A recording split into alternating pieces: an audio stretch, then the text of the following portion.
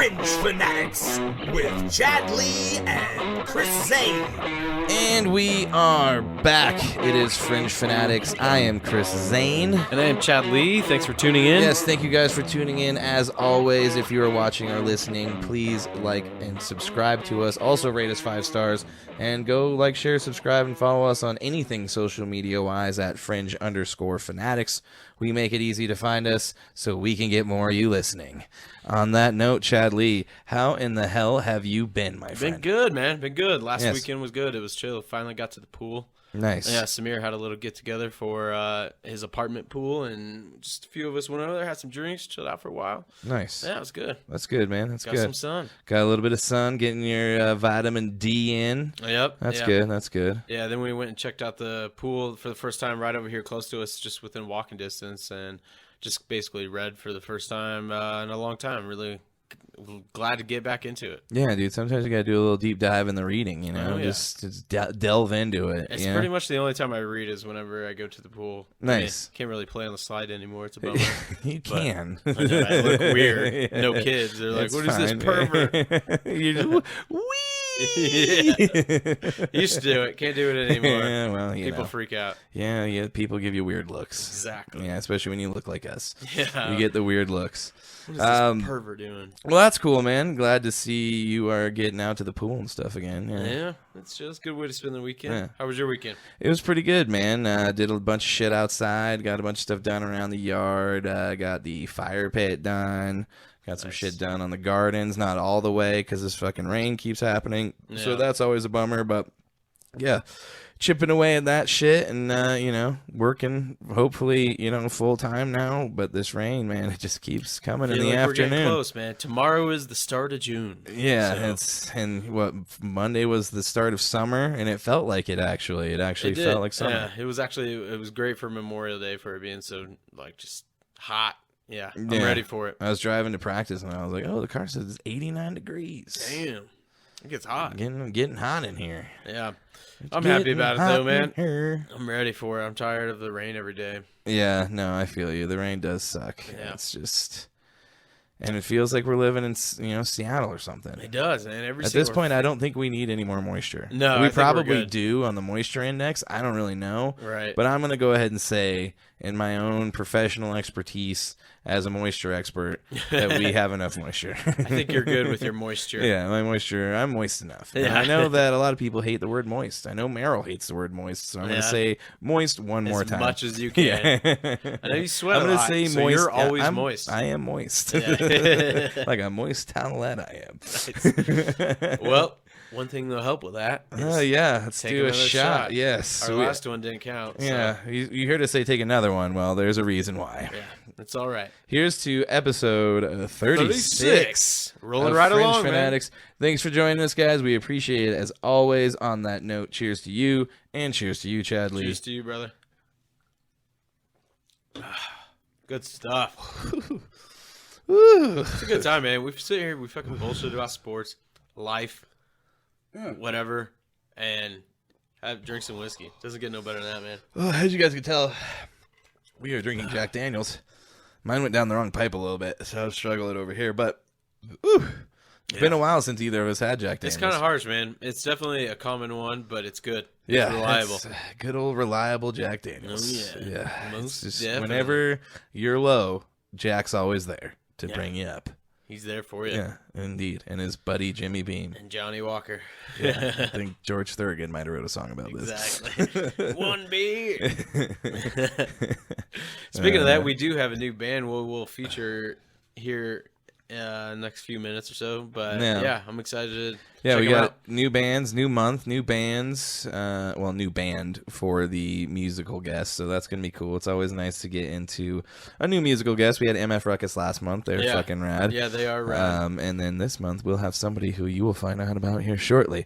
But let's get into the headlines. Why don't we? Let's get into it, man. Yeah, let's do it. All right. Where do you want to start? Because you like to jump around, and I appreciate that. Keep people on their toes. But tell me where you, Chad Lee, would like to start. We're going to start in baseball.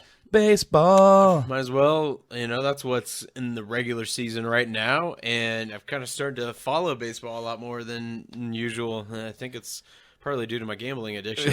Like, Chad's getting a little whatever that bit of a disclaimer gambling is out there. addiction. If you have a gambling problem, Please call blah, 1-800. blah, blah, blah. Yeah. But it's easy addiction. It's like $3 bets, but it's fun because like right now the Red Sox and Reds are playing. Put a little wager on that, and it gets me excited about it. But what I wanted to bring up is just what I've been kind of mentioning each different week is the best record out of the National League and American League. I wrote this down. I think it was yesterday. So the Atlanta one might have changed. I think the Diamondbacks might be tied with Atlanta now, but we'll just go off of what I wrote down yesterday. Okay. All right, so the Tampa Bay Rays still first in the American League at 39-17. Texas Rangers in second at 34-19. Baltimore Orioles 34-20. Good bounce back from their last couple shitty years. Yeah. Yep. Then in the National League, the Dodgers have taken first place from the Braves because they just had a recent series where they got the best of the Braves, sitting at 33-22. It's nice when you can spend all that money.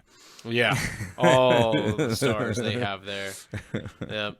And then Atlanta Braves sitting at 32-22, just a half game back. And then the Diamondbacks, like I said last week, quite a big comeback from last year. Yeah, the Diamondbacks have been one of the worst teams in baseball for a few years now. Quite some time, yeah. 31-23. So look at I think them they go. beat the Rockies yesterday. Or no, they beat the Rockies yesterday, I believe. Yep. I mean, I haven't even been watching the Rockies. Yeah. I got to start getting into baseball, but it's so hard when the Rockies are doing so bad. Well, I mean, they're not doing that bad. They're not the worst, but they're just not. Do you have your very alerts on just like for the scores and stuff? No, I turned them off last year. I feel you. I do that for the I probably Royals. should turn them back on, so at least then I'm getting the notifications. As if anything, I'll be like, oh, well, they won yesterday. Yeah, that's good. That's enough. Yeah. But one thing I did want to talk about, a couple of Yankees. Yankees pitcher Domingo Germain, I think is how you say his name. Do you know? Yeah, Hermain, Hermain, one of yeah. those German. Says he will probably use less rosin after serving a 10-day suspension for using too much foreign substance on the baseball. That damn foreign substance. He put a bunch of gunk on there. I saw the picture. Well, I saw a picture and I saw a little bit of the highlight on ESPN when the umps went out, and his hand legitimately, like, there's shit all over his hand. So I mean, you can tell. You're supposed to hide that, man. Yeah. You're not supposed to make it so obvious. Hell no, dude. Yeah, so I think it was just kind of funny that he willingly admitted that. He's like, yeah, I think I'm gonna dial back a little bit. Yeah, a little too much. Yeah. And then the other Yankee, man, Aaron Judge. Have you seen the streak that he's on right now? This hot streak? I've heard a little bit about it. The last thing I really saw was him playing with his dog on the field. I don't know if you saw that. He had his puppy on the field. That's cool. It was a great video. He's a big dude, man. He is. 6'7". Yeah. 280 is what they say. Yeah, he'd be a good basketball player. Yeah. Although nowadays a smaller basketball player at 6'7", but 280 still is pretty wild. Yeah, that's pretty big. Right now, are you calling somebody? No, I'm not. My landlord's calling me. Uh, Yeah, I'll have to text him back here in a second. Anyway, Aaron Judge, last 15 games, 11 home runs. I believe that's now 12 because he hit one last night, and I wrote this down yesterday afternoon. Brings his total to 18 now, 22 RBIs, and batting a .393 in his last 15 games. That's crazy. Started off a little slow, but now he's on pace to hit 51 home runs. Yeah. Really just continuing on from what he kind of was amazing everybody with last year. He basically looks like the penultimate fucking baseball player. Like, he's a giant human being, and he just rakes all day long. Yeah, and it's funny you say that because talking about ultimate, he did it on the other side of the ball, other side of the field as well, where I think a couple of nights ago he hit 2 home runs in the same game and then robbed a home run while playing in the outfield. That's crazy. Yeah, unbelievable, man. I mean, he's just really on fire right now, so I think it's kind of intriguing to kind of follow and see if it continues. Yeah, definitely.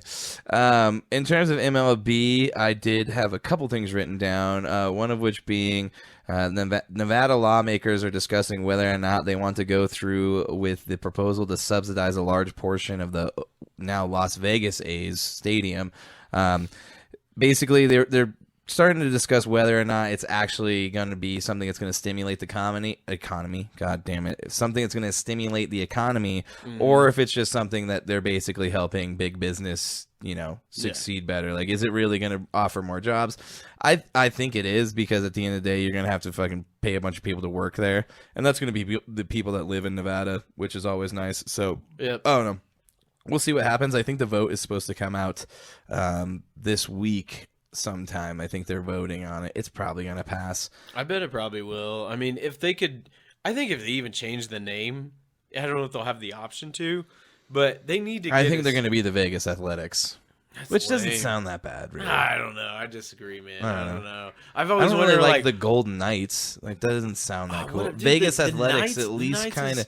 The Vegas intimidating. Knights sounds cool. The Golden Knights, like, it just seems That's extra. a little much. It is not, But with A's, I mean, who's scared of the Vegas A's? But then in Oakland, they've been in the Athletics forever. I know, but that's just things change. Yeah, I mean, look at Cleveland Indians. They're no more. The Guardians. The Guardians. Named after two gargoyles that guard the bridge. And we will probably see a new commander's name, too. I don't think we talked about that last week. Oh, I did see something about that. They can't get the trademarks to it. Somebody technically owns the trademarks to Commanders. A couple different stipulations. And kind of things Daniel Schneider strikes again.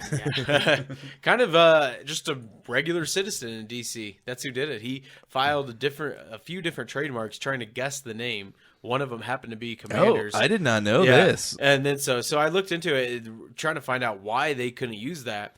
And I guess when you have new ownership, you got to file that name. I don't know why, but the only other reason too is the Commanders Classic, the game between I think like Air Force and Navy, or a couple of the branches Army. I don't know if it's Army or Navy, but either way, they call it the Commanders Classic. That's too close, and so the trademark office, whatever that acronym is, they said you can't use that. So thank God we'll get a new name to try to get used to. Yeah, that's crazy. Nuts, man. Yeah, that's nuts. Yeah.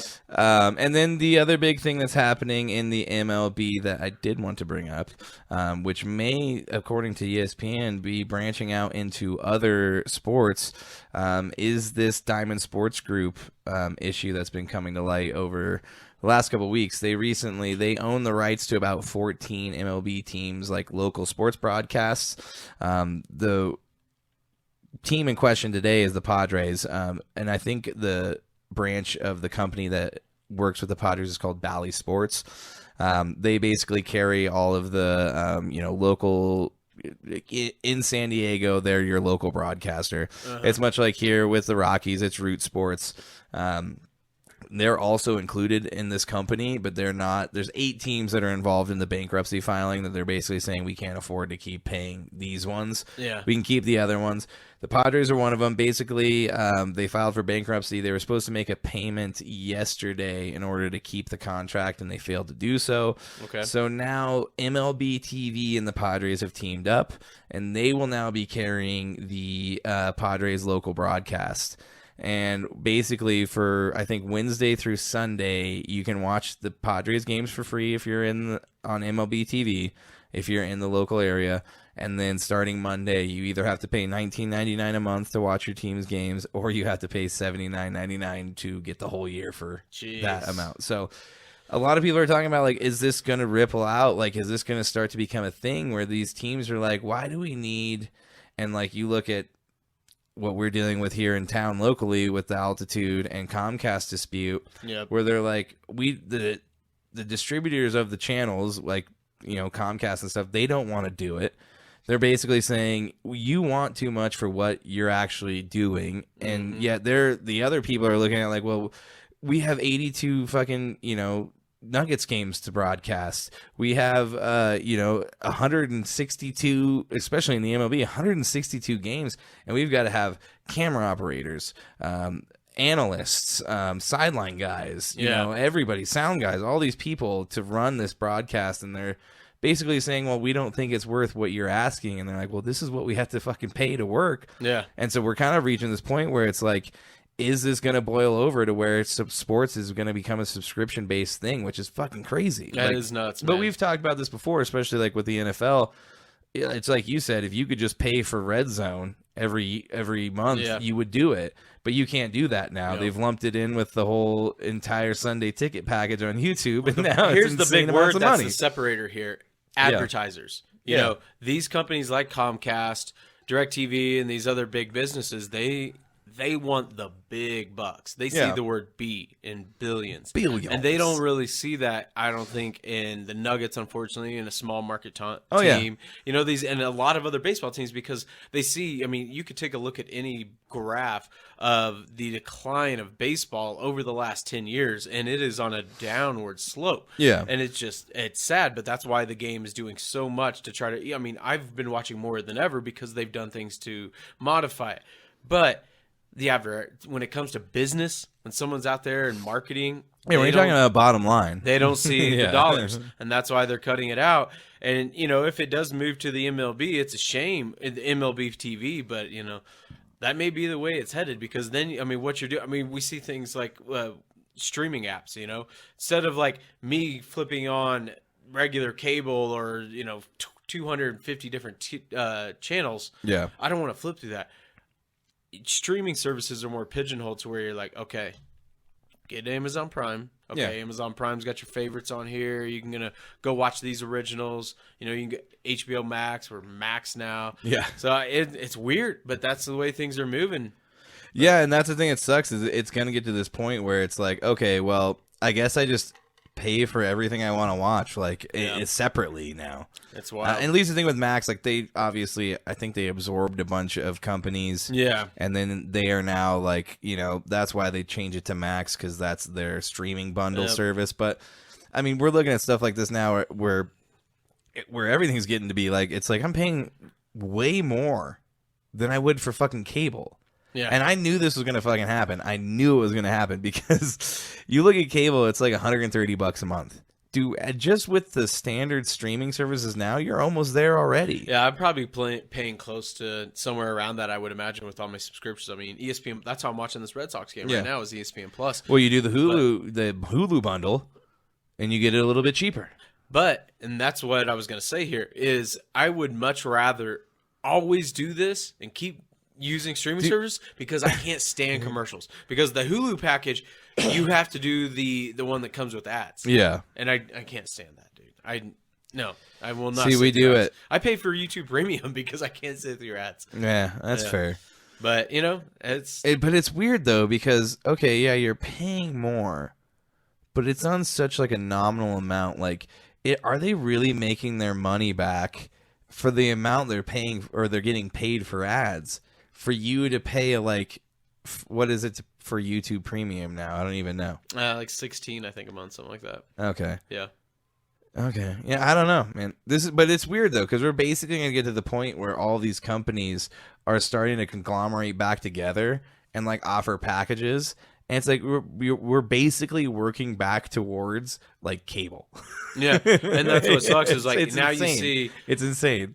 A lot, but I mean, there's less commercials, but they're still like sneaking them in there. Like now you see Facebook do it. You can't watch like a full 3-minute video without an ad coming up. You're like, the ads! I just want to pull out my hair. Like, what the fuck? At this point, I don't care. I do like how like Amazon Prime and Hulu, I think mainly Hulu, allow you to choose what you want to watch. Yeah. So at least I feel like if I had some say in this. Well, it's great, man. I love like just streaming services, because like you said, like Paramount owns Comedy Central, CBS, and all these different things. But it's weird, though, because Comedy Central technically, South Park's on Max.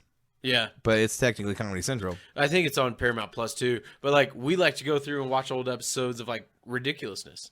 I can do that with Paramount Plus. Instead of, like, let me turn on the TV and see what's on. Dude, if you were just paying for cable, you could just watch MTV, and it's literally ridiculousness every other time than the few time slots that they play new shows. But think about this. That's a 30-minute show with the commercials. That's 10 minutes. See, yeah, you're right. You're watching 2 shows in one show, Pretty basically. Much. 10 minutes out of my life would be commercials. Because when we go stay in hotels, we'll do that a lot. Like, oh, we have cable now. And we, after 10 minutes, get tired of it. Yeah. Because it's just nothing but commercials.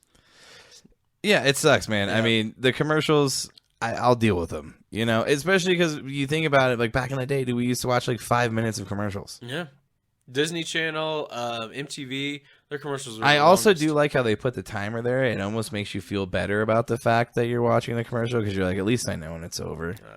I think we differ in that, man. I will always pay for streaming services instead. Well, I mean, I'm paying for a shitload of them, but there are a few that I'm like, I don't need commercials are fine.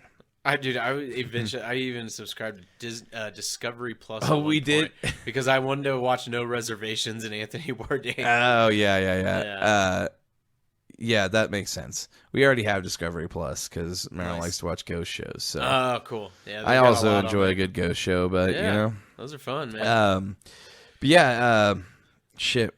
Well, we've gone on a really big tangent on MLB. Let's wrap up the MLB now. Aaron Judge has been doing good. And yeah.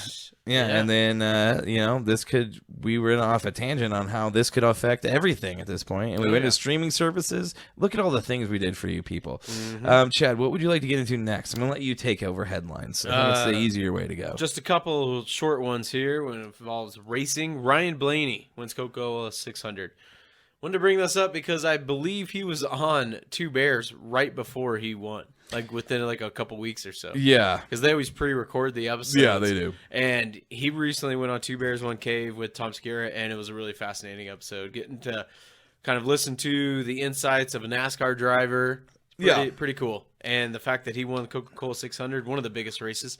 Pretty sweet. Yeah, that is pretty cool. I started listening to that episode, but then I was like, you know what? We're probably not going to talk about NASCAR. And then Chad throws a curveball at me, and we're talking about NASCAR. I used to watch a lot of NASCAR back in the day. I had a friend that was super into NASCAR. I still know the guy. We don't hang out that much anymore, but he was really into NASCAR. So was his dad, and they would watch it. So much so that in the bottom corner of their screen, I think back in the day it was always on ABC, and they had one of those old school projection big screens where you can literally burn shit on the screen, and they watch so much racing that the 7 News emblem was burned into the bottom corner of their screen.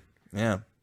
Damn. That was something that could happen back in the day. I didn't even know that was There's a lot of people that still freak out about that today. Like, I'll bitch at Merrill, and I don't even really know if this is a thing anymore, but we have an older big screen TV. It's still like a flat screen. It's actually the one that we had, the free one that we got. Yeah. Basically the same fucking TV. Okay. And she'll always just leave it on. And it's just like on the home screen of the Xbox. All right. I'm like, that's not good to just have that just sitting there on the screen, I feel like. I don't know anymore. It's just more of like energy saving, too. Yeah, true. I agree. And I finally turn on a thing on the Xbox where every 30 minutes now, if nothing's happened on it, it turns off. Smart, man. But that sucks in the fact that sometimes you're watching stuff and it's like the Xbox is about to turn off in 5 minutes. I'm like, fuck, I gotta find the remote and push a button just to make it think I'm watching it. All right, well, in other news, F1, Verstappen wins again. The Monaco Grand Prix. Super crazy race. I actually got up in time to watch this race on Sunday morning, and it was a really good race. The rain started early on. Seeing these guys deal with that and like listening to the conversations between the drivers and the pit, super interesting. And I said, if you watch an F1 race, they give you so much information. I mean, that crazy roll bar that they have, like, I don't know if you've seen, I posted that video. Yeah, that video was nuts. It's insane. But they have that one bar in front of them, which I feel like is nuts. That's literally in the middle of your eyesight. You would think that would block But the one above it, they have a camera that goes up on one of the airports up top, and on that bar, they'll have like the braking, the miles per hour, like what gear they're in, and they'll show you them gassing or braking into the corners, all on that thing. They're super good about feeding you information and stuff. Nice. But this race was super cool. All predicated basically on these guys trying to make it as long as they possibly could on the rain before it got too bad, which I think about lap 58 was when everybody decided like we have to switch to like some form of either like rain tires or intermediate rain tires. Okay. And I can't remember for sure, but Alonso was in second. He ended up finishing in second. He was right behind Verstappen. He ended up making 2 pit stops within like 3 laps because I think they accidentally put on like rain tires instead of going to like the intermediate ones. I think he thinks that he would have probably won. He's one of the older drivers, and I think in the last 4 or 5 races, he's had top 5 finishes. Oh wow! So he's always hanging around there. Yeah. But it was super a super fun race to watch. Meryl came out when she woke up at like 9 or so, and she was like, "What are you watching?" And I was like, F1. She's Nice. like, why? And I was like, I don't know. Well, It's interesting. Monaco's one of the, I'd say, top 5, if not top 3, most famous Grand Prix too, because the way it goes through the city, it's amazing. Yeah, if you haven't yet, go check out our social media. I posted that video of them, and it's Charles Leclerc, one of the Ferrari drivers. I think it was, I don't know if it was a practice lap or a qualifying lap. It is insane.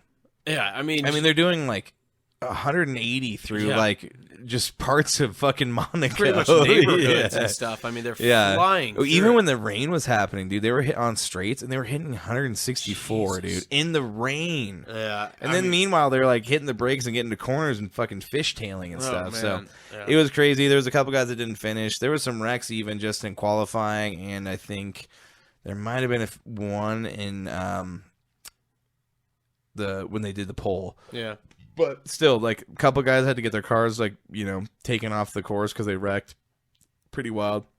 A lot of people were freaking out because one of the Mercedes wrecked, and they just did a bunch of shit to their car. So a bunch of camera people were, like, taking pictures of the bottom of it and stuff, and all those other F1 teams are out there, like, fucking zooming in on what do stuff. they got going on? Paying those photographers for, like, the HD pictures so they can zoom in all the way. Oh, that's so. Trying to get every little one up they can. It is Verstappen's fourth win this season, though. Yeah, and I think there's a real possibility that Red Bull sweeps at the rate they're going because a lot of people are having trouble catching up to them. I don't think Mercedes can do it. They're trying really hard, and there's like legitimate talks that they're like people are thinking that they're cheating because there's no way they're dominating you can dominate so like this. much right now. Yeah. So, and the big thing Their whole is, team. and I think this might have something to do with it, they did recently just switch to Honda as their motor supplier. So really? That could be a big thing with what's going on. Maybe Honda's onto something in terms of their F1 motors and nobody else is. So maybe they just got the edge. It could be. But, Chad Lee, where would you like to go to next? Because you just threw us some curveballs with the racing. Let's go to the NFL. We've got just a little bit of news. Let's do it. So far, the only thing I've got written down is DeAndre Hopkins was released by the Cardinals. Yeah, and we should talk about the amount of money they fucking ate to basically get what did I write down? I think it's $8.15 million in cap space. They're basically taking a $22.6 million cap hit to cut a guy who one of these AFC teams, and I know you're hoping it's your Chiefs, but I think it's going to be the Bills. Could be the Bills, yeah. It's seeming like that. I know it's one of the others. Von Miller. I don't know if it's one or the other because I think also who else was it? Bills, Patriots, Chiefs, and Ravens seems to be at the forefront. From what I've heard, it's pretty much the Bills and the Chiefs that it's in the arms race. Okay. And on Sunday or Saturday, DeAndre Hopkins followed Patrick Mahomes on Twitter. So who knows? I'm fine if it doesn't happen. I honestly just hope it's not the Bills. If it's not us, maybe it's the Browns. And really, to me, here's my idea. How about the Giants? Why aren't the Giants going all in on them? They need some wide receivers. Yeah, there's a few teams that need wide receivers. So I think the Cardinals being one of them, which is surprising. They just let them go. They're just basically like lighting the house on fire. How, though? It's so, I don't know. We're not going to delve too much into it. But what else did you have for the NFL? I did write down Jimmy G did have that addendum in his contract that basically waived the physical that he was supposed to pass in order to get his contract ratified. Apparently, he would not have passed that physical had it not be for this addendum. So it's a very strange thing. I guess I didn't realize he was still as hurt as he is. I thought with the offseason that he would have gotten some of this stuff handled, but I don't know. So Raiders, things are up in the air. And there's no certainty that he's going to be ready by the start of the season. No, there isn't. There definitely isn't. Yep. The other thing I did have, though, John Gruden is weaseling his way back into the NFL slowly but surely. A little bit of a soft sell with John Gruden here. Consulting is what he's doing. Consulting. Yeah. We'll see. Probably in 3 or 4 years, he'll be an assistant somewhere. And next thing you know, or, who knows, he'll be a coordinator. But regardless, Gruden helps install the New Orleans Saints offense during the offseason for his former QB and former neighbor in Las Vegas. That's right.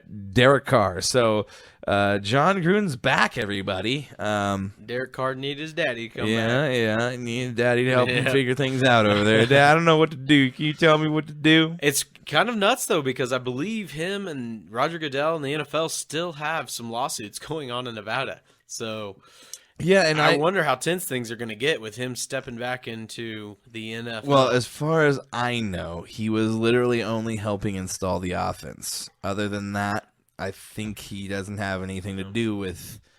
I don't think he's an actual employee. Not at all. 1099, contractor. You know that's going to be bringing Raj over and close to New Orleans, just kind of watching things, saying, "Hey, see that line? Don't cross that line. You're not in." Roger Goodell, yeah. Yep.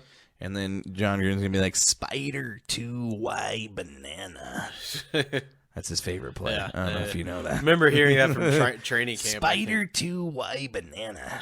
I'm doing more of a Macho Man. But Gruden and Macho Man, not far off if you're doing a little bit of they impersonation. both look like they got microwaves. They do. Other than that, that's it for NFL. That leaves us two things, Chad. Which one do you want to hit next? One thing. NHL. You can. I don't have anything for the NHL. Shit. Well, then I'll take the NHL. All right. And now I'm back. So in the NHL, the Predators hire former player Andrew Brunette, who played for them in the 1998-1999 season. He replaces John Hines, who went 134 and 96 and 18 in 4 seasons. Basically, 2 coaching hires happened. That's one of them. The second one would be Capitals announced Leafs assistant Spencer Carberry as their new head coach. He is expected to sign a 4-year deal. This all happened yesterday on Tuesday. It is Wednesday, by the way. We had to record a little bit later because I worked super late. Last day of May. And the last day of May, the 31st. So, Carberry was one of the hotter commodities and returns to the team. He worked his way up through the ranks in terms of coaching. So, he started in the minors for them and then worked his way up as, I think, an assistant. So, those are the 2 things I had for the NHL. Other than that, I think that is the end of headlines. Do you have something else? I skipped over NBA. The Sixers. Oh, shit. They hired Nick Nurse.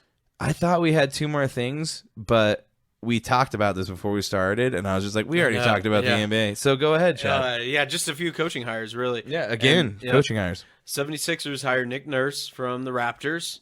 Yep. Could be a good one. That one intrigues me. I wanted to bring this up because do you remember when Joel Embiid and him kind of got into about like Joel was saying that Nick Nurse was whining about how many calls. You did it. You talked about it. You said Nurse, but I appreciate that you're adding a little flair on it. I feel like I've heard that before, and that's why I've done that. But I know because the whole thing, they traded a nurse for a doctor. Doc Rivers. Oh, Nick Nurse. That's funny. But, yeah. Anyways.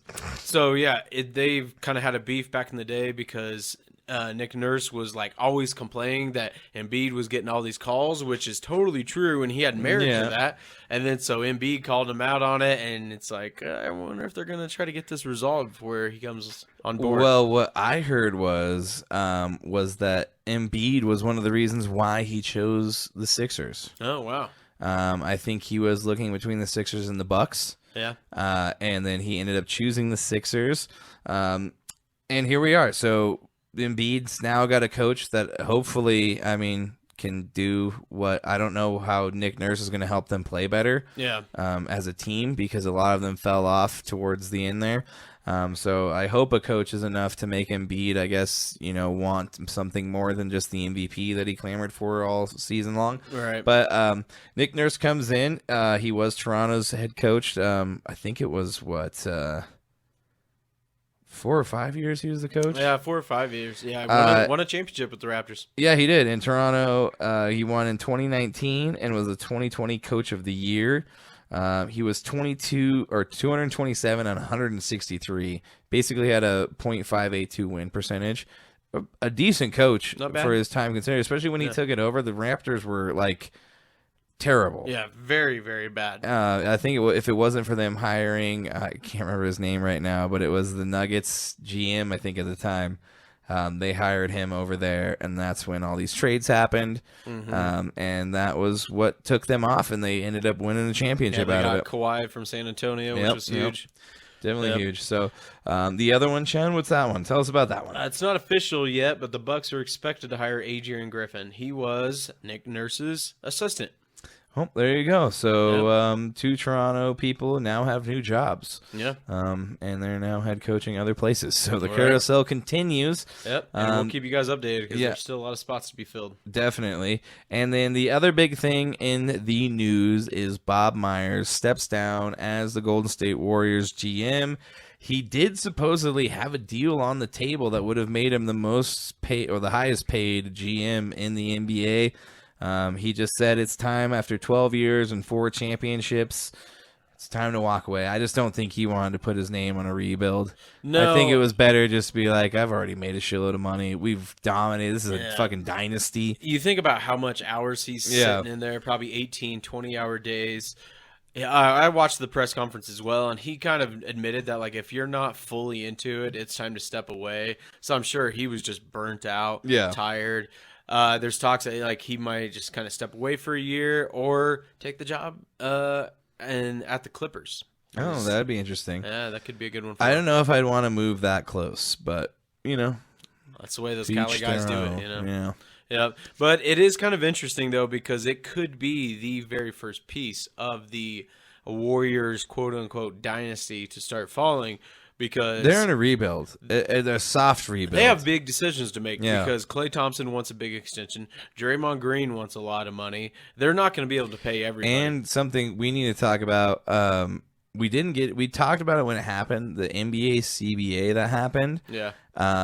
Apparently, we probably need to go a little bit more depth in it. Not this week, but I think it's going to make it really hard for teams to keep these mid-level guys. Yeah. Because there's talks about the Nuggets having a really hard time retaining some of these core players. Bruce Brown, for sure. Bruce Brown's gone. Yeah. KCP's up in the air because of these weird luxury taxes that are coming in on these mid-market, mid-tier guys. So we'll see what happens. I don't know. I got to do my homework on a lot of that stuff. A lot of that shit's over my head. I got to kind of look into it. Because I know the Warriors are one team that's like paying a boatload of money in luxury taxes. Yeah.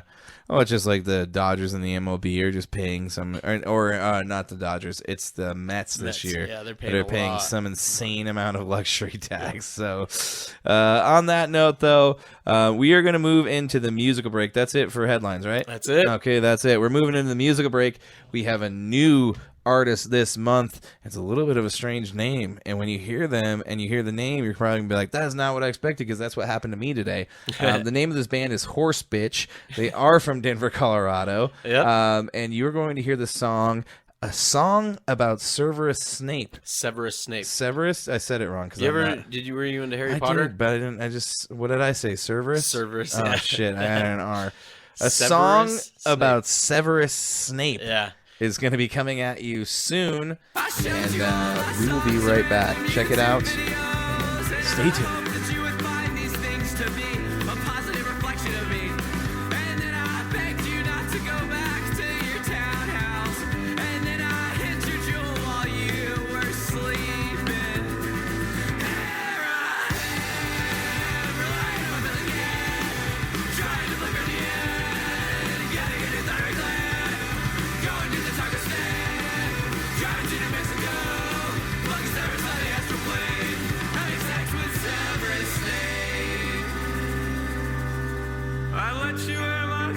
Showed you monkey videos, and I hope that you would find these things to be a positive reflection of you. And then I begged you not to go back to collab, and then we hung out the next evening.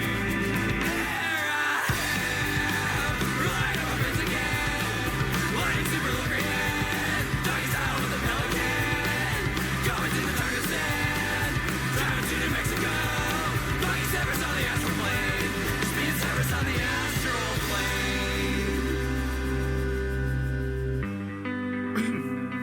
The book and film franchise of Harry Potter has inspired a monumental fandom community with voracious outlet of fan fiction and general musings on the text and the vivid universe contained therein. A significant portion of these texts deals with Professor Severus Snape, the stern potions master with an ambiguous ethics and loyalties. This This song explores a small community of the Snape fans who have gone beyond the narrative retelling of the character as constrained by the work of Joanne Catherine Rowling. The Snape wives, or Snapeists, are women who channel Snape, are engaged in romantic relationships with him, and see him as a vital part of their daily lives. In this context, Snape is viewed as more than a mere fictional creation. He is seen as a being that extends beyond the Harry Potter text, with Rowling perceived as a further interpreter of the supernatextual essence. Fuck. And we're back. You just heard Horse Bitch. That's right. Yeah. You did. That was a band I found when I kind of just did a little research into some up-and-coming Denver local bands. They played the same kind of venue as you do, kind of just around all the the area. local jaunts. I hit them up, and they were totally down for us featuring them. And when I checked them out, I was like, these guys are hilarious. Like, if you guys, for some weird reason, fast-forward that, or you just now caught into this, check them out, because the way I sent it to you is like, they're almost like comedy rock. They have some, a lot of satire and just silliness in their songs. The first band that came to mind when I heard it was Moldy Peaches. I don't know if you remember that band. Oh, shit. You need to check out Moldy Peaches. That They're a sounds cool cool. band. Yeah. But it's kind of like this folky, funny, like serious... Yeah, probably some weird, deeper meaning to the lyrics. Because I listened to the song, which the song you just heard was a song about Severus Snape, which Chad corrected me on. Apparently, I said Cerberus. Harry Potter Nazi here. Yeah, so Chad, he doesn't like the trans people. Just kidding. What? Because, dude, what's her name hates trans people. Oh, J.K. Rowling. Yeah. Oh, yeah. Well, they don't care because Max is still giving them a new show. That's true. I think they're redoing the whole book as a TV series at this point. I think so. But yeah, these guys are cool, and I want to mention they told me they're playing Larimer Lounge June 3rd, so go check them out. Nice. If you're in the Denver area. Yeah, definitely. Larimer Lounge is a cool place to go check out. It's right there off I think it's 21st and Larimer, basically. So right there in downtown, the start of Rhino. Yep. Pretty cool place to go watch live music at. But yeah, definitely go check out Horse Bitch. The only address I could find in terms of a web address would be horsebitch.bandcamp.com, Nice. which is a good place for most musicians. All have a Bandcamp, and it's a way to kind of sell your That's how music I listen yourself. to Sound Tribe. Yeah. So go check them out on Bandcamp, and Horse Bitch will be the musical break of the month. So They will be. They got a lot of other good tunes. that note, Chad, it is the shot at the turn, and we are at the clubhouse. Clubhouse, Let's do a aka the studio. Hope you guys are doing shots with us. Take a drink. Yes, if it's early in the morning, please do a shot because you need something to get your day going. No, I'm just kidding. I don't want to advocate. I don't want to advocate alcoholism. You wait till a proper time and watch a show and do a shot with us. So maybe in the evening. On that note, this has been Fringe Fanatics. We appreciate you guys sticking around. Cheers to you. Cheers to you, Chad. Cheers to you, buddy. And indubitably, we're doing Jack Daniels tonight because we're getting old school. Oh, yeah. And Classic. it's delicious. Old number 7. On that note. Down the gullet. Yes, sir. It's scary how much better I've gotten about doing shots. It's pretty easy now. Well, because now that we're on video, you don't want to look like a total fucking Well, no, but loser. I do them when we go out on dates and shit like that. I'm like, why do I want to pay $7 for a shot when I get there? You know, it's a good way to kickstart the night. So You're that's what talking I'll about do. pre-gaming. Pre-game, exactly. Yeah, the pre-gaming is the only way do to a go. shot before Yeah. we go out, and it's not even a problem now. Believe me, I know I used to be a bitch when I took shots, but not so much Which is anymore. surprising how much we had to drink shots at work at Tokyo Joe's. I think It that was the more only of way. polls. We do little polls. Your poll was my little poll. Was yeah. yeah. That's fair. We had 2 different levels Yeah, that's the Fireball goes down smooth. for you. It does. Yeah. Shall we get into the NBA fast break? Our team. I don't is know in if the I'm ready, NBA Chad. Finals, man. I've been excited for this. 7 years in the making. We learn now who are they going to be facing. It is Yep. the Miami Heat. They trounce the Celtics in Game 7. Oh, they did. It wasn't even. They blew him out. They blew him out. We got to Tatum, mention Tatum hurt his ankle. he at rolled first his play of the ankle. game. Apparently wasn't hurt enough to not play, but hurt enough to wince basically every time he did everything. Yeah, I give him credit for playing through it. I'm sure it hurt really bad. Not everybody's like Patrick Mahomes and can play through a hurt ankle and really kill it. to sneak that in there real quick. Yeah, Yep. cortisone's a hell of a Just drug. Stroke it real quick. Stroke that cheap ego. Yeah, you but guys really need it. regardless, the Celtics were 7 from 42 from 3. Joe Mazzulla asked after the game, do you believe that continuing to shoot the 3 was the right idea? In some form or another, he was asked that, and he was like, dude, I don't know if you watched this press conference, but I didn't. But he knew his job was his over. eyes look like a deer in headlights, Yeah. man. And Dead him man answer- walking. Yeah. I mean, I bet they'll bring him back on, but regardless, goddamn, come on, Red Sox. Fuck. I don't know if they will. I don't know. But, I mean, that's just it. You go 0 for 10. You miss your first 10 three-pointers in the first quarter. Keep You would think, keep shooting. What? No. I love Charles Barkley's take on it. It was like, if I had a team that was still trying to shoot, I would punch you in the face. No, Shaq said that. That's what it was. I mean, that's fair, but we did both. I mean, we listened to the old man in the 3. Yes. And you listen to JJ Redick talk about, like, a shooter's got to shoot. Yeah, I know. But to some degree, you can shoot yourself in the foot at the same time. So. That's why I love that's getting what the these different Celtics opinions, did. man. I love Shaq, I love Barkley, and I love Redick, and I hate Perkins, but you get these different perspectives. Hates Perkins. Kendrick Perkins don't even like himself. Dude, I can't stand him coming on ESPN and his gullet listening, like their mic, they need to move it away from, because the other day I had off. They want to talk about the Celtics.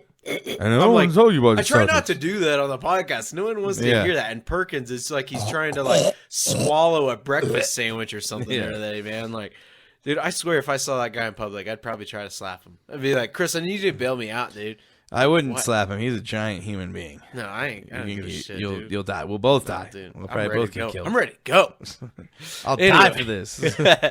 We did hear that. I mean, dude, but 7 from 42. What is the math on that, dude? That's got to be like 6%. Not even. I don't even know what it is. It's less than bad. 10 for sure. Yeah, it's really bad. Jaylen Brown, 8 turnovers, more than the whole Heat team combined. Yeah.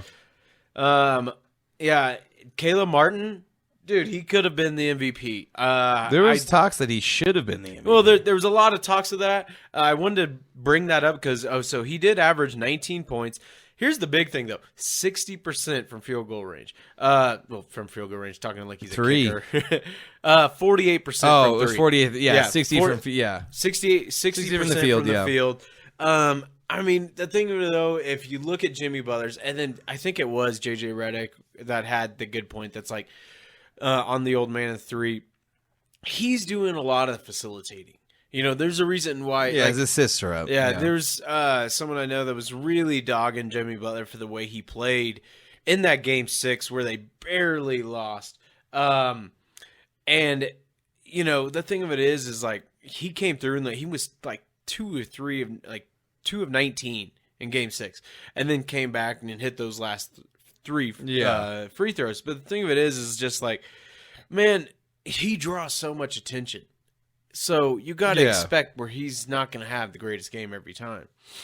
No, definitely. And I think the thing that sucks is I think he's also dealing with that ankle injury. Yeah. I think low key that's why. And game 7, I mean, he wasn't shooting that well. No. He wasn't playing that well. His assists were up, but yeah, Caleb Martin was the star of the game. He really was. Star of the series, as far as I'm concerned. I get why you got to give it to Jimmy. Jimmy dragged in there. I do feel like that was kind of more of like a nod to Jimmy rather than who actually played well in the series. Yep. Because Caleb Martin was basically non-existent. His twin brother was drafted by New Orleans. I think they both came in the same draft. They're twins. I think they came in the same draft. I think, was it 2016? I think maybe. I could be wrong. But his twin brother's drafted by New Orleans. Caleb Martin goes undrafted. Yep. Ends up getting on the New Orleans with his brother. Finds his way to the Heat. Basically became a role player. Then got relegated to the bench. And supposedly he was basically getting ready to go play abroad. And then next thing you know, he's the star of the Eastern Conference Finals. So, Well, you know how he even got brought to the Heat, right? I do not. Fill me in. Probably one of my favorite rappers out there, J. Cole, who's very involved with basketball, hit up, I believe it was Jimmy Butler's dad, because when I saw this take on it, It said something Butler, and I could only assume that's probably Jimmy Butler's dad or somebody affiliated with Butler. Yeah. But anyway, got in touch with his connections. J. Cole did and said, "Yo, you need to pick up Caleb Martin. This guy's a dude." And then so last year, that's why like you see last year's stats from like the Eastern Conference Finals. Coaches did not play DNP, decision. yeah. Did not even play. And then so, he got him on the team, and then, Caleb, the rest is Caleb Martin's history, where he's proved himself and earned a spot on the starting role and killed it. But yeah, isn't that nuts, dude? A rapper's basically like, "Yo, dude, you need to get my boy." And then it's paying off. Yeah, I mean, stranger things have happened, and that's not the farthest thing from being the strangest thing that's happened in terms of getting people to other places. One thing I thought was crazy about Jimmy Butler, a really good friend of Demaryius Thomas, former Broncos wide receiver, recently passed away. So Yeah, also kind of cool. About that. But yeah, man, we're here Thursday night tomorrow. It starts Game 1 here in Denver. Miami It's unbelievable, man. has not won here in Denver since 2016. Yeah, I saw that. I think the They haven't- Nuggets are 9-1 in the last 6 years over the Heat. Yeah, they haven't beaten us since the 2020 bubble, too. Yeah. Just the last thing to recap that Celtics game. I wanted to ask you this. I thought I saw something that 84 points was like their season low or something. Is that right? Yeah, I think it might have been. Yeah. They didn't play well. I mean, Tatum was basically non-existent after the first. It was literally the first play that he hurt his ankle on. Yeah, So it's a real shame. Who knows how that would have gone?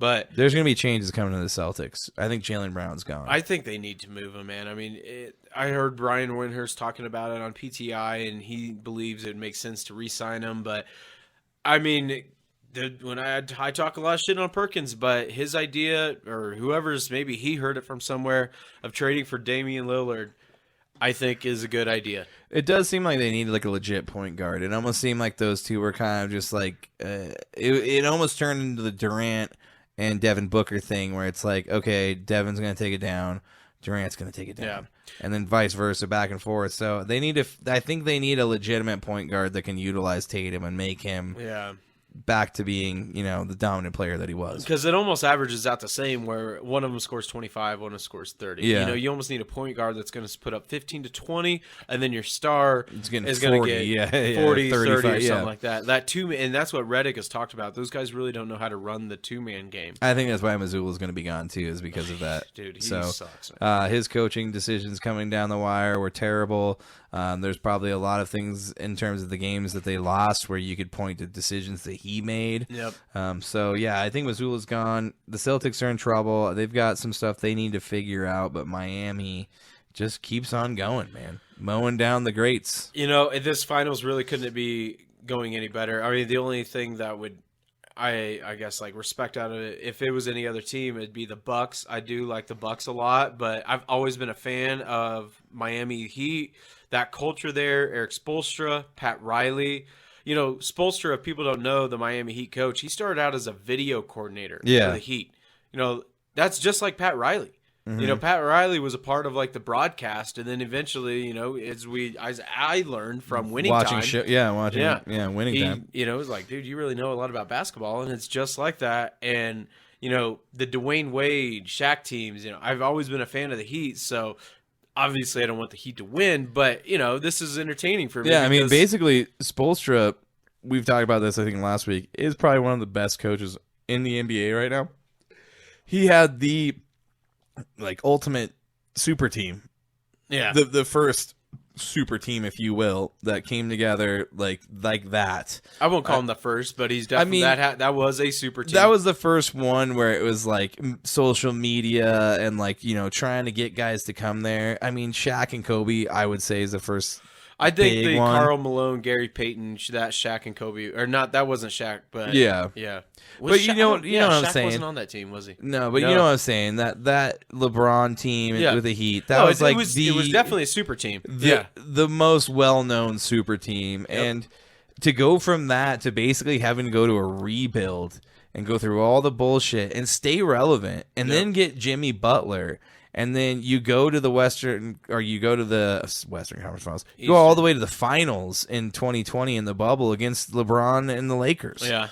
And this one thing about this team, I think these are two of the most mentally strong, next guy up teams in the NBA. It really is. Undrafted players. Undrafted guys, just guys who've been... Caleb Martin, Duncan Robinson. Yeah. Yeah. Duncan Robinson was another guy who was huge in this series. Oh, man, he was great. His three-point shooting, he now leads all Miami Heat players in franchise history in playoff three-pointers, I believe. That's crazy. Yep. Yeah. So, yes, I respect this team a lot. The Nuggets are favored. We'll just go ahead and get straight in. We're obviously straight into this preview. But the Nuggets are favored minus 350. I think it's more than that now, Chad. What, did you look yesterday? This was what I saw yesterday from It's PointsBet. 450 now. Jeez. Some places 5. I don't like that. That's only I don't like adds it fuel either. to the Heat. Here's all I have to say. If the Nuggets can come out and win the first 2 games at home, series is over. Yep. If the Heat manage to steal a game in Denver, they're going to make it a series. And I'd that's say something it we could should go mention. 6. The Heat are 6-0 in their game ones. Yeah. I mean, they really come out and throw the first punch. Yeah. But we have heard multiple stars and different celebrities come out and talk about how hard it is playing in altitude. Yeah. Yeah. Well, Eric Spoelstra came out today and said, it doesn't matter where we play. We can play on Mount Everest for all I care. This game's happening, and we're preparing for it like, any other game. But it's a different thing. And you just came off an extremely hard 7-game series where you basically had to spend all of your energy to get to 7 and win. They played 2 play-in games, too. Yeah. Yeah. They basically played nonstop for over 2 months. The Nuggets are 12-3 in the playoffs right now. I don't know the Miami Heat's record, but they've played more games. I know that. They have for sure because they had to just play to get in. Yeah. So, yeah. Big things to talk about. We did mention it last time Miami won in Denver was 2016. And like Chad just mentioned, they have won all of their game ones. So, I mean, those are 2 factors right there that are already, warring against each other. Are they going to be able to pull it off in game 1, coming off just playing? The Nuggets have been sitting here basically preparing for Miami. Resting up. Since game 3. Yeah. I think they probably just sprinkled in the Celtics towards, when they won game 6, like, shit, maybe we need to start watching some Celtics film. But the Nuggets have been preparing this whole time. And the Heat's main defense is going to be the zone defense, which I don't know if everybody knows this, but Nikola Jokic is the zone killer. I'm really glad you brought this up. He so you dominates heard this on the Old zone. Man of the 3? Not only that, I mean, I Yeah, did listen to it's that been as well. everywhere. But yeah, I mean, well, that was a big factor why they helped beat the Celtics. I mean, the Yeah. Celtics really had a hard time figuring out that zone defense, and Spoelstra is known for his really genius schematic defensive schemes. And that was kind of redundant, but I got it out there. it happens. Yeah. It's very smart defensive schemes. Yeah, pretty much. That's a good way to put it. I'm sure this is what you were going to get to, but this Miami zone, what a zone really does in the NBA is forces the ball to be shot from the free throw line or the elbow. If people don't know, the elbow is pretty much right at the corner of the free throw line. Yeah. And getting to that, like you just said, Jokic and the Nuggets, dude. Jokic is like dead on from the elbow for one. Jokic leads the NBA in touches at the free throw line. Yeah. And then 3rd in total points from the free throw area. And then 1st in assists and 1st in field goal percentage. So that leads me to think that that's going to be their last resort to think, okay, their first plan of attack is probably going to be to double team Jokic. Mm-hmm. That right now I heard on Old Man in 3, I think the Nuggets are 0.86. They have 0.86 points whenever teams double team Jokic. So there is some success in that, but that's what we've talked about. Other players got to step up. That leads me to my next point that the Nuggets are undefeated this postseason when Murray shoots over 40% from 3. Yeah. Well, and that's what running the zone does. You're basically hoping that you can hedge Jokic to not shoot and then pass it out. Yep. But in that same instance, you have one of the best 3-point shooting teams this season during the regular season. Yeah. With guys just standing there waiting. I mean, pick and pop in terms of MPJ, he's one of the best in the league. Yeah. If you hit that guy with like one step, he's gonna hit that three. He shot 42% from 3 in that last series. That's really good. Yeah, it's insanely good. Yeah. It's nuts. And and that's even him going through slumps. And when he was interviewed on Old Man of the Three, he was talking about how like I haven't even reached my potential. That made me really optimistic, knowing that he's still hungry like that, and knowing that he could be a lot better. Well, yeah, and there's a thing that he mentioned it on the Old Man of Three, but it's also been mentioned this whole, if you listen to the games where they had to pull it out and not everybody shot well, they're just saying, we won this game with Murray doing good. Murray hit 35.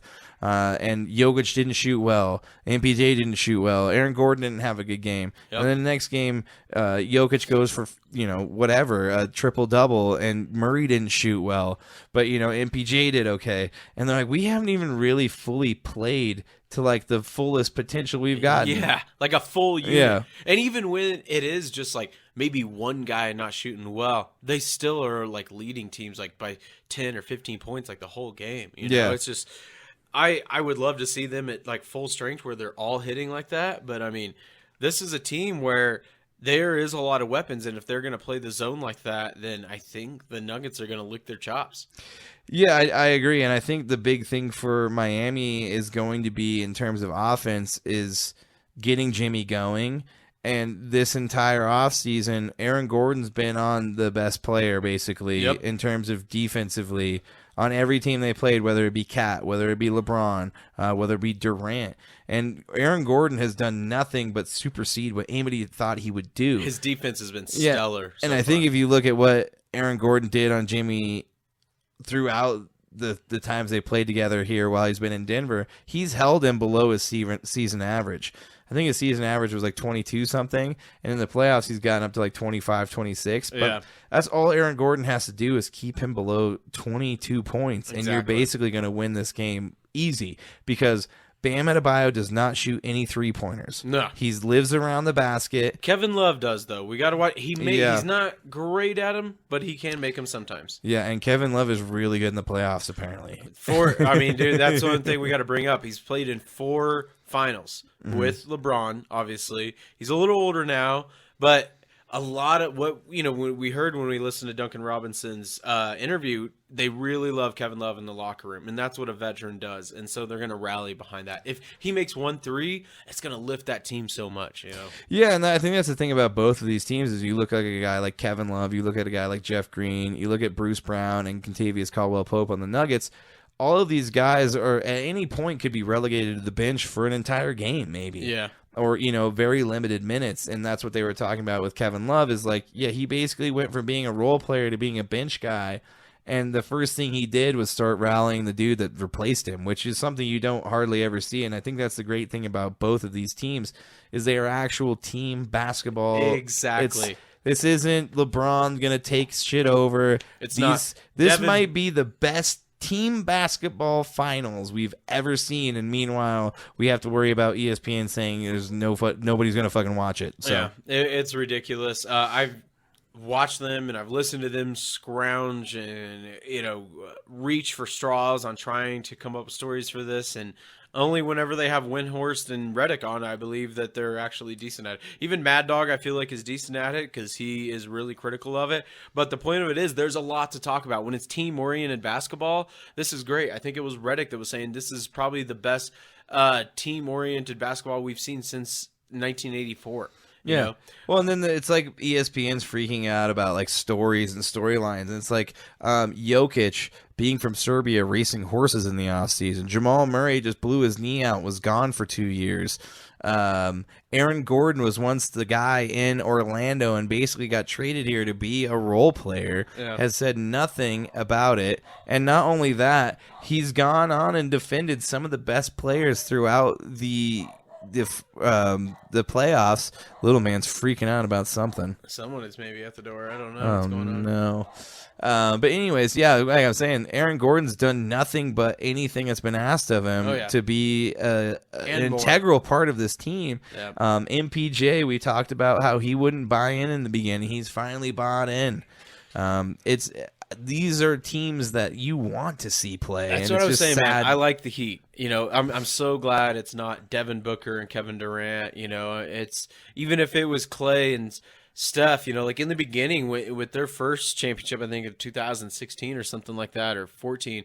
Either way, you know, it was like they really were more of a team-oriented team because they were shooting threes, passing the ball around. Draymond's not a huge guy, but of course they go and get KD. You know, it's like now you look at guys. You ask any average fan, any person off the street, name 3 players off the Nuggets or Heat, not named Jimmy Butler or Jokic, they probably wouldn't be able to do it.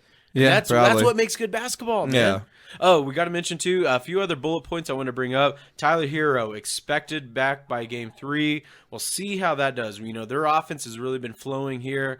He is a good contributor. He averages 20 points a game. One of their best 3-point shooters. He is, yeah. But he broke his hand.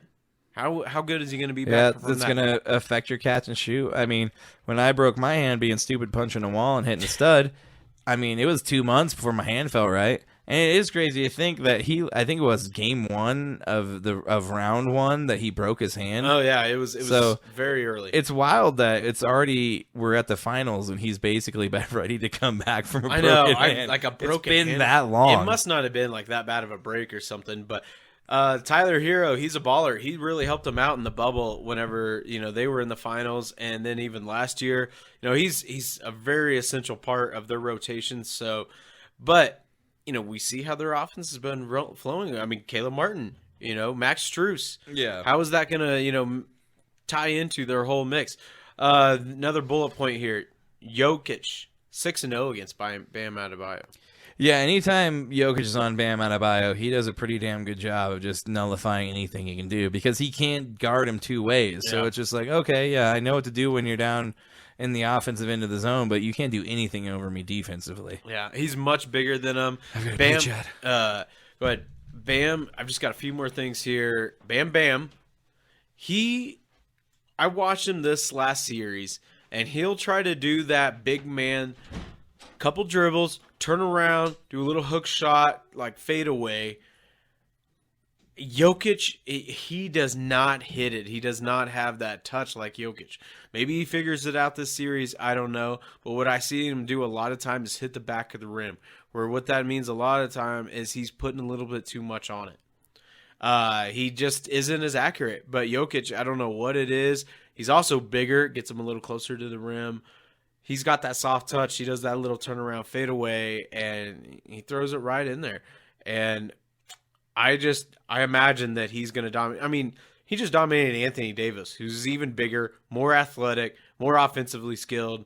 So I imagine that they're going to do anything they can to run some pick and rolls to get Kevin Love, a bigger guy, on Jokic.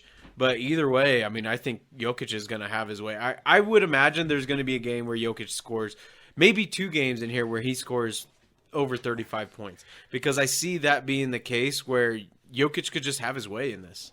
Well, and I think the Heat are going to try and let him – I think that is going to be one of their game plans to be like, okay, you beat us then. Yeah. Because what else are you going to do? You try and stop him, in the post. He's going to pass it out. If you want to let him score, he's going to score 40. He doesn't want to do that. Yeah. But I know that Jokic, at the end of the day, wants this ring more than anything else, and I think he'll score 40 or 50 if he has to on multiple occasions. It doesn't matter to him right now. It reminds me of like when we see it in the NFL playoffs when like quarterbacks that don't normally run but are lethal at running will take off and realize like I got to put this on my back, and I think that's what we're going to see from Jokic. I agree. I don't think there's anything else that he's going to do other than anything it takes to get this done. So Look, even this shirt has his battle scars on his arm, man. yeah, he's got scratches all up and down his arm. They're just scratching him to death. Fuck me. God damn. Fuck the goddamn Red Sox. Cincinnati's ruining Chad's dreams right now. Damn you, Cincinnati. $3 on you guys. Come You on. bastards. That's all I've got for the preview until we see Game 1 tomorrow night, and then we'll have Game 2 Saturday night, and we'll come back next week and give you guys a recap. I think Game 3 is Monday night, isn't it? Yeah, we'll be able to recap the first 3 games man, next so week. much happens in the time that we're away. It's crazy. Yeah. Well, on that note, Go Nuggets. Yeah, go Nuggets. I'm so pumped, man. This is nuts, dude. Like I said, I can't imagine how you were feeling because it's like how I felt with the Chiefs when they hadn't gone for so long. You know, this is your exciting. whole life.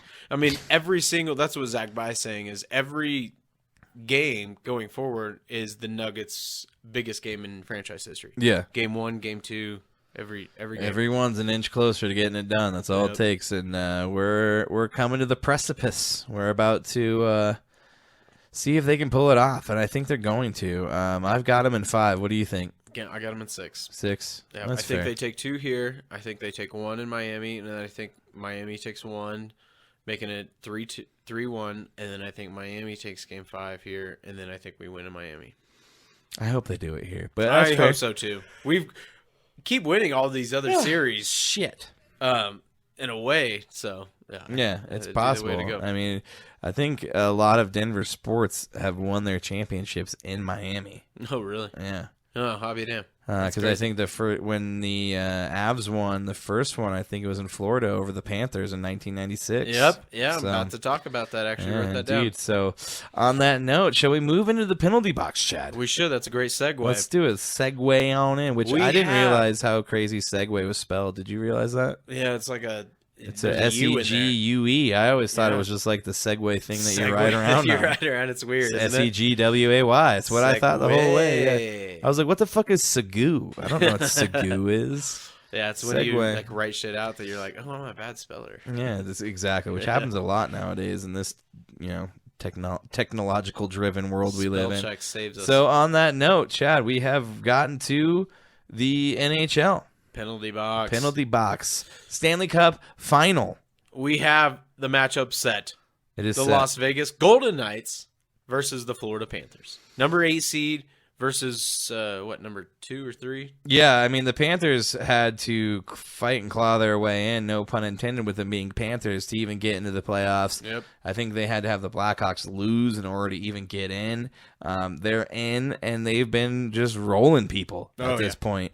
Matthew Tkachuk is your Conn Smythe winner as far as I'm concerned. Doubt about it, man. The only way he's not going to be is if he dies or gets hurt insanely bad and doesn't play the rest of the series, because right now he is leading the Panthers in points at 5 and also in goals at 4. So and that's just in this last 5 games. So Matthew Tkachuk is playing out of his mind. He's willing these Panthers to wins. And here we are. Florida Panthers at the Golden Knights. It's going to be a tough matchup. I mean, the last time Florida was in the final was just like you said, 1996, and they got swept by the Avs. Yeah. So it's been a long time since they've been back to the final. So the fans, and they're in Miami, especially with right around the same area, Miami Heat in the finals. Those fans are just going to constantly be in a buzz, a continuous drunk that's going to keep their energy level high. Aside from the fact that there's literally everything to do in Miami other than go watch sports. But Yeah. Very true. The Heat, they do have the crowd shows up for them. Yeah, they do. And the Florida Panthers, their crowd's been showing up for them as well. So as much as I talk shit about Miami, they're rolling in riches right now in terms of playoffs. So. Yeah. Vegas, the last time they made it was in 2018, their first year of inception. And Oh, Juno's fucking What the busted in the hell? door. Hello, Juno. how the hell did you do that, Juno? I thought I shut that door. I honestly thought Hannah opened it That's what I because thought, that was a too. very violent opening. God damn, that was nuts. You really want to come see us? Hi, Juno. Juno's in here. She just busted up in here. Yeah. I guess I should have shut the door more. Little did I know. Oh, yeah, you just went pee. That's right. Yeah. So apparently Juno, I left the door cracked and Juno straight up kicked that bitch down. That's funny. So now Juno's in here. What were you about to say, Chad? You were about to make a point. Just that but Oh, the Vegas Knights lost in 2018, their first year of inception, in 5 games to the Washington Capitals, getting Ovechkin his first ring. But this year, they did play each other twice, and they split the 2 games. So, it is kind of even between these two. And also, to get things to the forefront, Vegas is favored in this series, surprisingly, even though the Panthers have knocked off the best NHL team in history, the Boston Bruins, then knocking off the Maple Leafs, and then, of course, the team that is slipping your mind slipping right my now? tongue right now. What, they just got damn beat. They just the beat Carolina Hurricanes. The Hurricanes, yes. Yeah. God damn it. Right on the tip of my tongue. Goddamn whiskey. But I mean, the Knights, they're a complete team. The thing is like Bobrovsky is the big reason why Florida has made it this far. Is because they've been outshot in all of their playoff games except for 2. But say his name one more time. Bobrovsky. Okay. You added a syllable, but it's fine. Right. Just playing out of his mind. Yeah, I mean, he's 11-2 in these playoffs. He's got goals against 2.21, and then his save percentage right now is .935. So basically, he's saving 93.5% of his goals against. On the other side, though, Aiden Hill, he did get hurt, I believe, in one of the earlier rounds because Brossoit played a few more games than the Florida Panthers backup goalie, Lyon. Aiden Hill sitting at 7-3-0. His goals against is a little bit lower than Bobrovsky's at 2.07, and his save percentage is a little bit better at .937, and he has 2 shutouts to Bobrovsky's 1 in these playoffs. But I do definitely think this is going to be a battle of the goalies, which in most oftentimes in the Stanley Cup final, it is all about the goalie. You're trying to beat one guy more often than not at the end of the day, but I believe it was Kornheiser that said one time that the goalie is the most important position in sports, and you would think that it would be the QB. No, I got to think about it after he kind of justified it too. The goalie really is the most important position in sports because they're on the field, they're on the ice the entire time. Yeah. Not just like sometimes QB only just on standing offense. there. Yeah. Well, shit's happening on the other side. And if you got a lockdown goalie, that could be all the difference, and that could be the difference for the Panthers, but man, it's hard not to take the Knights. It is. Who do you got in this, man? Dude, I'm gonna keep rolling with the Panthers. I've had them this whole way. You picked them right earlier. They're on just one of those runs that I think luck is behind them. They are definitely just rolling with what's going on, and they're taking advantage of everything. They've also got the best player in the playoffs in Matthew Tkachuk, who we just mentioned is probably going to be your Conn Smythe winner. But then you look at the Golden Knights, and they've just got a lot more guys that are all right there in terms of being really good. I mean, Jonathan Marchessault and Jake Eichel, both one of their leading scorers and assist leaders. Those guys are insanely good. This is a really good Vegas Knights team, and I hate Golden Knights. We talked about this earlier. I don't like the golden part. Just call them the Vegas Knights. But I think the Knights they have a right to be favored as they are one of the better teams, and they're the higher seed. They have the experience, too. Yeah, they've got the experience since their inception. Like you said, they've made it to the Stanley Cup Finals their first year. Yeah. And then I think they did win in year 3, if I'm not mistaken. But, they're an insanely good team, and both of these teams now are at the apex, and we're going to see who wins right now, and it starts Saturday night. I think it's pretty cool. We get the Florida Panthers, hasn't been in there since '96. And then we get the Knights, who's a new team, an expansion team. I kind of like it rather than getting like an original 6 team in there, or even if it was the Dallas Stars, because I just don't like the Dallas Cowboys, so that leaks over into Dallas and as an Avalanche fan, you have to hate the Stars. Unfortunately, exactly. It's just one of those rules. Yep, and I'll abide by that rule. You abide. Sure. The dude abides. Nice. That's awesome. But yeah, I just I think it's good for hockey. I think it's good for the sports, especially even like I just said with the Nuggets. These are it's. I wouldn't consider quite like Miami Heat a small market team, but they're not a team that the national news talks about quite often because, like you just said, it's really known that at a Miami Heat games, they don't really fill up that often because there's so much to do in Miami. Well, they fill up, but like most of it's literally like with 3 minutes left in the first quarter, everybody rolls in. Yeah. Whereas the Nuggets, like people are there at tip off, They're and going everybody crazy. stands up till the first basket. Yep. And don't get me wrong, you watch a Miami game, they're all wearing the whiteout shirts. Yep. They all participate in that stuff. That's cool. But yeah, I just think Miami's obviously got the winning spunk going on, and I'm gonna keep rolling with that with the Panthers. I just think the Panthers are on a roll right now, much like the Heat. Unfortunately, the Heat are running into a buzzsaw that is the Denver Nuggets, and I think the Panthers have a little bit more of an easier way to get to the pinnacle of sports in the NHL and win the Stanley Cup final. Well, I could definitely see that happening after the road they went through. It wouldn't surprise me one bit. But I mean, they beat the best team ever. Yeah, they did. I mean, that's why Literally. it's hard to be. Literally. I don't want to pick against them, but the only reason I'm going to is because this is the Fringe Fanatic Sports podcast, and I am going to be the contrarian that I am. Well, and I'm gonna pick you're against not wrong, because the bigwigs in the desert are picking Vegas Knights to win it all. So they're favored for a reason.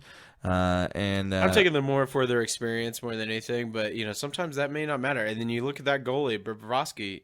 That dude is a brick wall. Yeah, I Can't mean, get through him. No, you can't, and that's the thing that's gonna probably, be the deciding factor is who's gonna stop enough shots, because both these teams are pretty evenly matched. I mean, you look at, let me see here. I got some things pulled up over here. No, it's loading. No. You just look at power play percentage. The Panthers are 27.9. That leaves them in sixth, whereas the Knights are 18.5. That puts them at ninth in penalty kill percentage. The Panthers are 71.2. That's going to put them into 13th. And the Knights are at 63.0, which is going to put them at 14th. And just in face-offs, too, the Knights are going to edge out the Panthers with a 50% face-off percentage win, and the Panthers have the 44.1. So you even just look at some of the stats, it's kind of like give or take on either one. They're about the same equally, whether it be one to the other. So I do think this is going to be an insanely good Stanley Cup series. I think you're probably looking at like a 6-7 game series. I don't think it's going to wrap up early. So we'll see what happens, man. I'm going to keep rolling. I probably should have put money on Florida early on in this. I might be doing well at this point, but unfortunately, I didn't listen to my heart. Yeah, it's kind of like how I did put money on Brooks Koepka when I picked him to win on Tuesday. God damn it. Yep, that's how it goes. It is what it is. But, I think we're at that point, Chad. I think we are at that point. Shall we hit hold it on, hard? Hold on. What's that I sound? think, is that John Daly? I think it is John Daly. I think he's one to grip it. And rip it. And hit it hard, man. We will be right back. Thank you guys for sticking around. The DDOE is next, and then we are getting out of here. We will see you guys shortly. I hit it hard, man. So far, man. No laying up, no holding back. Ain't afraid of nothing, it's a natural fact. I hit it long, man. Till it's gone, man. Keep taking chances, living large. I hit it hard. And we are back for the final time of episode 36 of Fringe Fanatics. If you've made it this far, we fucking appreciate the shit out of you, because that's some dedication right there. So thank you for that. On that note, it is time for the DDOE, because you just heard John Daly hit it hard, man. So let us get into the DDOE. Chad, you have this one all queued up, ready to go. We got a video we're going to play for you. You're going to hear the sound of it, and if you're watching, you're going to see the video. On that note, Chad, fill us in what's happening right now. I'll give you guys a quick rundown of what happened. It was God. a couple weeks ago. It's just a tad bit old, but it's still really cool. Came across this story, and I felt like this guy definitely needed the trophy for DDOE, because he's protecting his sister. 13-year-old boy uses a slingshot to save his sister from a suspected kidnapper, and helps the police catch the guy after he runs off. Amazing story. Blasted him with a wrist rocket. Yeah, a wrist rocket, which you informed me of some history of your own, which is really cool. It's got Dennis the Menace behind you, I guess. Yeah, I've got a little bit of a history with wrist rockets. But first, Let's listen to this video real quick. All right, here we go. Now to the 13-year-old boy being hailed a hero after he used a slingshot to save his younger sister from a suspected kidnapper. ABC's Eva Pilgrim has the incredible story. This is what 13-year-old Owen Burns used to scare off a would-be kidnapper. Owen says he doesn't actually use his slingshot much, but when it counted, he hit his target. Police say last week someone came out of the woods near Owen's house in northern Michigan and attempted to take his 8-year-old sister. Owen heard his sister's screams from his bedroom and looked out. Her mouth was closed and he was hugging her on his chest. My sister kicked him and he starts running after her. From his bedroom window, he flung a rock and then a marble directly at the 17-year-old suspect, hitting him in the head and chest. So I grabbed the rock, right? I put it right here and I grabbed it and he was mad. He started cussing. I hit him again. He starts running away. His mom was heading home from work when she got the call from her kids. They were in a state of panic and screaming, and she was crying, and the only word I could make out of the whole conversation was kidnap. Michigan State Police locating the suspect at a nearby gas station. The young boy's actions critical in IDing him. What he did helped us to identify who the suspect was, because obviously he had injuries from getting hit with a slingshot. To see that and to pop into action that quickly is extraordinary, and he should be commended for it. If it does happen again, I'll do it again. I'll do it again. That is I badass. like how I sound like a robot there at the end. But yeah, hey, I guess that goes to show you don't need guns to stop everything. You can do it with a rock and a wrist rocket. You know what I mean? That's a good point. And he puts out a warning for anybody that's out there like, does you it know again. what? I'm going to get this girl. I'll do it again. He's going to protect her. It's amazing. I mean, you know, what I didn't realize when I first heard this story is the dude, I thought he was like doing up close, because this is something we'll get into. I'm not good with a slingshot, but like I thought he was like right up close to the guy. He did it from his bedroom window like a sniper, man. Yeah, dude. Hey, I hate to tell you, we were just getting into this, but I got pretty good with a slingshot, and if you know what you're doing, you can snipe some people. I actually got my wrist rocket confiscated by the old police. The police? Yes, sir. What the hell, dude? I made the mistake of me and Andrew on the first day of summer break after 9th grade. We ended up getting arrested for vandalizing a car because I was shooting it from the top of a berm with my slingshot, and Andrew threw a stick through it. Well, the reason we had the slingshot and the stick is we were forced to kill rabbits. Not necessarily forced. My parents made us kill rabbits because they ate a bunch of wires in our house and caused my dad like 10 grand worth of damage to our security system. Okay. So then me and Andrew were then tasked with going on rabbit patrol. So I got really good taking them out with a pellet gun. Well, unfortunately, the pellet gun then ended up breaking, and that led me with just a wrist rocket. And Andrew can attest to this. That's awesome. But I have some incredible feats of wrist rocketing rabbits from insane distances. That's hilarious, man. I always try. I think my brother had a slingshot there for a little bit, like the legit one, like had the It's rubber got, like, cable the brace. Yep. Yeah, you got the hand on the brace that goes over the top. For I extra. could never really get it down. It wasn't ever like we fucked around with it and stuff, but like it wasn't really my forte. But I've always been really good at shooting stuff. I don't know cool. why. I've never shot bow and arrow. That's always why I wanted to go fuck around with you and just shoot some bows and stuff. But yeah, I've never gotten into it, but I feel like I would be inherently good at it. Maybe that's the Native American blood running through my veins. That's badass. You know, that 8th Choctaw Chickasaw just pumping in there. But that DNA. Yeah, I mean, there was times a few of my friends watched me shoot a fly off of the side of the barn with a pellet gun from like 15 feet away.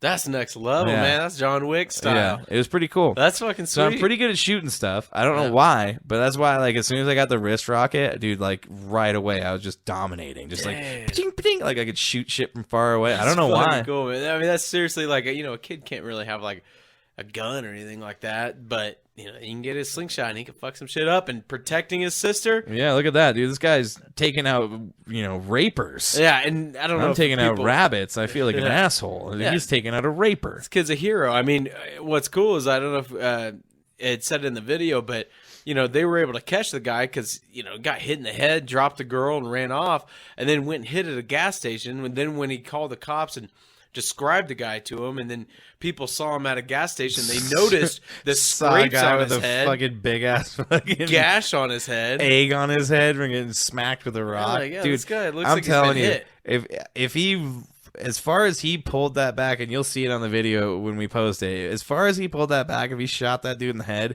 that dude's fucked up. Oh, that would hurt. I hate to say, like, that dude's probably seeing stars instantly upon getting hit. Slingshot's got some velocity, man. Yeah, dude, I've wiped out rabbits with it. It's very underrated. Yeah, it is. It's incredible. You can build them very easily. I watched a redneck guy build a slingshot out of a piece of a tree.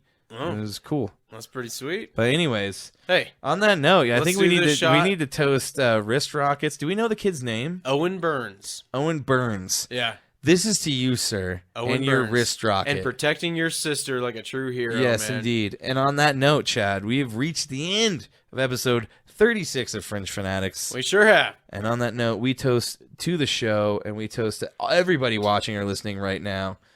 And we appreciate you guys. And on that note, cheers. Cheers. Thanks for listening, guys. Yes, thank you for listening. We love each and every one of you. And Chadley, I love you, buddy. Love you, buddy. And on that note, we will see you guys next week. Thanks for tuning in. We Thank you for appreciate it as tuning in. always. Make sure, give us a like, share, subscribe, and follow on all things social media. And if you're watching or listening to us right now, please like, subscribe, and rate us 5 stars. It helps immensely. And on that note, this has been episode 36 of Fringe Fanatics. I am Chris Zane. I am Chad Lee. And we will catch you guys next week. Farewell. Toodles.